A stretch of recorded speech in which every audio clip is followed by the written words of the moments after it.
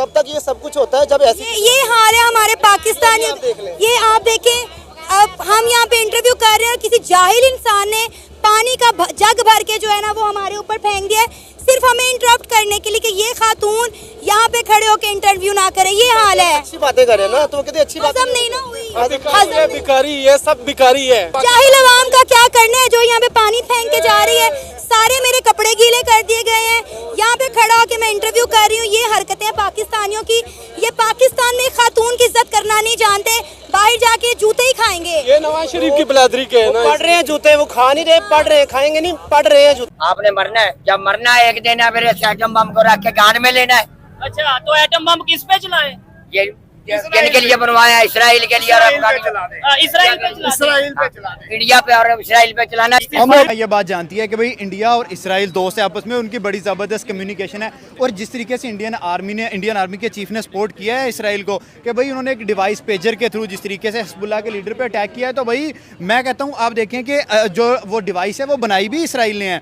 और सैकड़ों उन्होंने टाइम वेट किया कि भाई कब ये डिवाइस जो है हिजबुल्लाह के या लुबनान के अंदर स्टार्ट होगी यूज़ होना, और उसी के थ्रू ट्रस्ट भी आएगा। हाँ, ट्रस्ट देखिए, मतलब उन्होंने एक टाइम पीरियड निकाला ना। पहले डिवाइस बनाई, फिर उस डिवाइस पे उनका ट्रस्ट बनाया, और फिर उस डिवाइस को इतना स्ट्रॉन्ग किया कि भाई एक ही धमाके में खल्लास, जो भी आएगा उसको उड़ा के रख देगा। आप देखें, इससे पहले एक अटैक हुआ और अब ये जो लेटेस्ट हुआ है हिजबुल्लाह पे, तो यही डिवाइस जो थी, इस डिवाइस के थ्रू ही उन्होंने काम तमाम कर दिया। पहले भी ईरान और इसकी जो लीडरशिप है, हमास लगा ले, हिजबुल्लाह लगा ले, इनकी तक खबर पहुंची थी कि मोबाइलों से जासूसी इसराइल कर रहे, इन सब ने अपने मोबाइल खत्म कर लिए।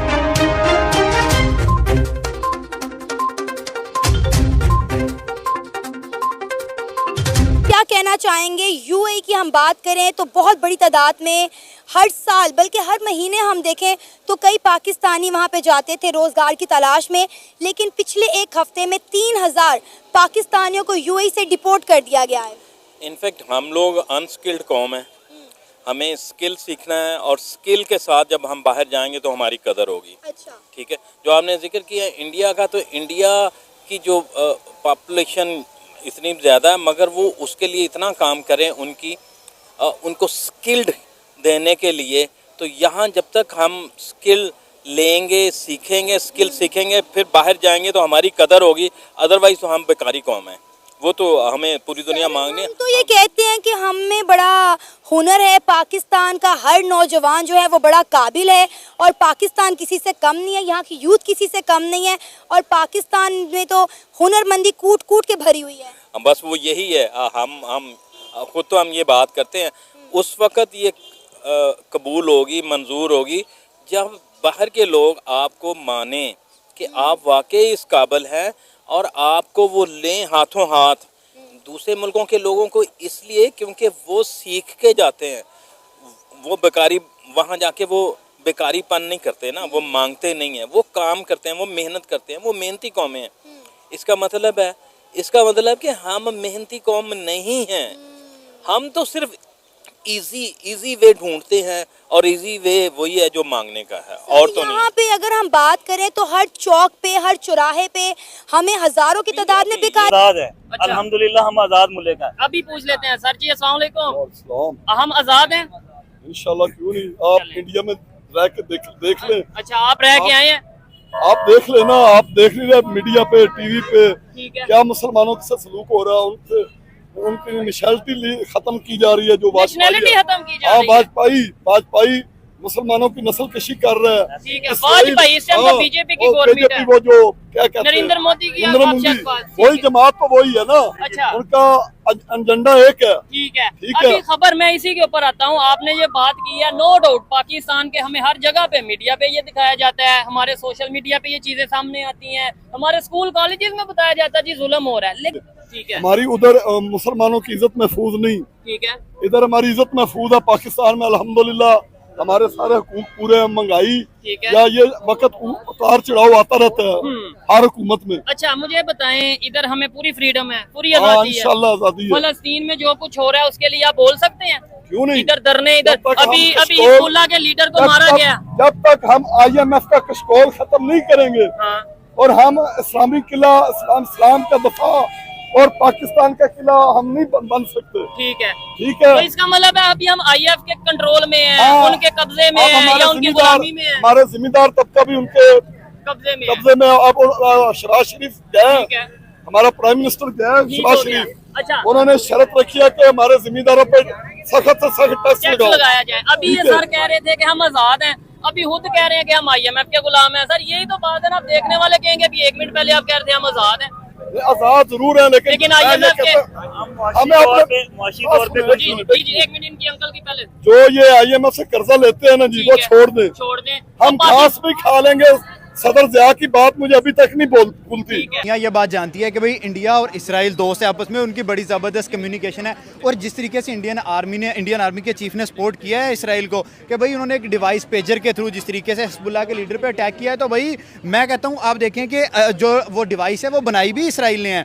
और सैकड़ों उन्होंने टाइम वेट किया कि भाई कब ये डिवाइस जो है हिजबुल्लाह के या लुबनान के अंदर स्टार्ट होगी यूज़ होना, और उसी के थ्रू ट्रस्ट भी आएगा। हाँ, ट्रस्ट देखिए, मतलब उन्होंने एक टाइम पीरियड निकाला ना, पहले डिवाइस बनाई, फिर उस डिवाइस पे उनका ट्रस्ट बनाया, और फिर उस डिवाइस को इतना स्ट्रॉन्ग किया कि भाई एक ही धमाके में खल्लास, जो भी आएगा उसको उड़ा के रख देगा। आप देखें इससे पहले एक अटैक हुआ, और अब ये जो लेटेस्ट हुआ है हिजबुल्लाह पे, तो यही डिवाइस जो थी, इस डिवाइस के थ्रू ही उन्होंने काम तमाम कर दिया। पहले भी ईरान और इसकी जो लीडरशिप है, हमास लगा ले, हिजबुल्लाह लगा ले, इनकी तक खबर पहुंची थी कि मोबाइलों से जासूसी इसराइल कर रहे, इन सब ने अपने मोबाइल खत्म कर दिए। लेकिन जो दूसरी डिवाइस इन्होंने यूज की पेजर, वो तो उससे भी खतरनाक। आप इसराइल नहीं छोड़ता अपने दुश्मन। आप उनकी टेक्नोलॉजी देखें कितनी एडवांस हो गई है। भाई हमारे पास टेक्नोलॉजी कुछ नहीं है। आप देखें, चाहे इंडिया को ले लें या इसराइल को ले लें, दोनों की टेक्नोलॉजी इस वक्त भाई ऊपर लेवल की। अब हम जैसे अगर बात करें, ईरान ने वापस मिसाइल्स दागे इसराइल के ऊपर, लेकिन भाई उन्होंने अपने एयर डिफेंस सिस्टम से रोक लिया। एक भी वहाँ पे हमें कोई बंदा मरता हुआ नजर नहीं आया। लेकिन अब बात यह है कि जब ईरान पे वो वापस चीज आएगी तो ईरान कैसे बचेगा?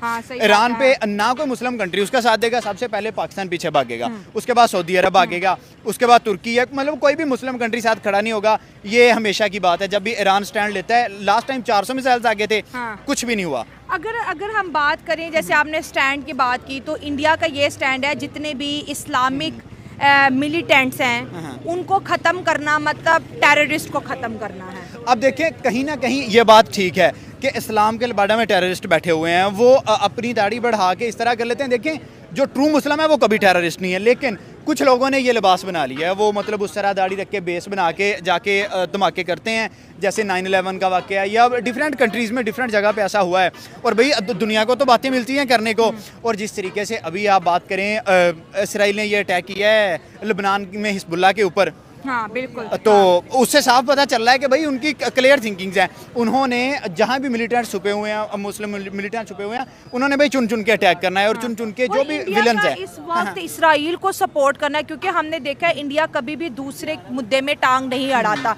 जब भी रशिया यूक्रेन का हुआ, इंडिया ने मुद्दे में नहीं, लेकिन इसराइल को ओपनली सपोर्ट करना, इंडिया का आर्मी चीफ का आना और इसराइल की इंटेलिजेंस एजेंसी की तारीफ करना कि वाह क्या प्लानिंग की है इन्होंने हिजबुल्लाह की लीडरशिप को ख़त्म करने के लिए, तो ये चीज़ें इसराइल को और सपोर्ट करेंगी। क्योंकि अमेरिका तो खड़ा ही खड़ा है, इंडिया भी आ गया। देखिए, दुनिया की दो स्ट्रॉन्ग अगर बात करें GDPs, एक अमेरिका और दूसरा इंडिया, जब दोनों आपकी पुष्टपनाही कर रही हैं, जब दोनों आपके पीछे खड़ी हैं, और इसराइल भी कोई छोटी इकॉनमी नहीं है, इंडिया बड़ी इकॉनमी, अमेरिका, ये तीनों मिलके जो भी प्लानिंग करें उस प्लानिंग को एग्जीक्यूट कर सकते हैं, जो भी प्लान बनाए। अब देखें कि इंडिया का सपोर्ट करना, 140 करोड़ बंदे जब इसराइल को सपोर्ट कर रहे हैं, तो भाई इसराइल को तो जाहिर सी बात है हिम्मत मिलेगी, उनको तो हौसला मिलेगा कि भाई हम जाके दुनिया में किसी भी जगह अटैक कर सकते हैं। और उनके पास सलाहियत भी है, उनके पास कैपेबिलिटी भी है, उन्होंने अपनी टेक्नोलॉजी को एडवांस किया है। शर्म हमें आनी चाहिए, हमने आगे तरक्की नहीं की, उन लोगों ने तरक्की कर ली है। मुम्मा का नारा लगाते, लेकिन ईरान के साथ नहीं खड़े हुए, फलस्तीन के साथ। हाँ, फलस्तीन के लिए हमने क्या किया? हमने खाली दावे किए, यहाँ खड़े होकर टीवी पे मैं ये कर दूंगा, मैं वो कर दूंगा।